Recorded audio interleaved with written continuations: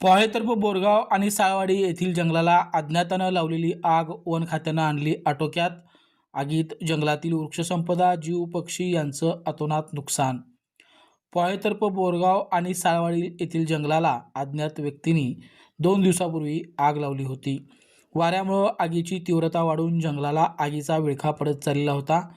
याबाबत सजग नागरिकांनी वन खात्याला माहिती दिल्यानंतर वन खात्याच्या कर्मचाऱ्यांनी प्रयत्नांची पराकाष्ठा करत आगीच्या विळख्यातून जंगलास सुरक्षित केलं। एकाच वेळी अनेक ठिकाणी आग लागल्यामुळं वन कर्मचाऱ्यांची चांगलीच धावपळ उडाली।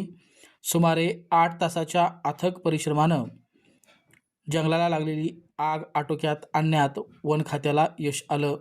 बाजारभोगाव वन परिमंडळाचे वनरक्षक मच्छिंद्र नवाळी, वनसेवक शंकर पाटील, भुजंगा पाटील तसेच राजेंद्र भंडारी यांनी आग आटोक्यात आणण्यासाठी शर्थीचं प्रयत्न केलं। या आगीमुळं वृक्षसंपदेचं अतोनात नुकसान झालं आहे। पक्ष्यांची घरटी जळाली आहेत। वन्यजीवांच्या जीवितास देखील धोका निर्माण झाला आहे। जंगलास आग लावणाऱ्यांचा शोध वन विभागाने घेऊन त्यांच्यावर कारवाई करण्याची मागणी पर्यावरणप्रेमी वर्गातून व्यक्त होत आहे।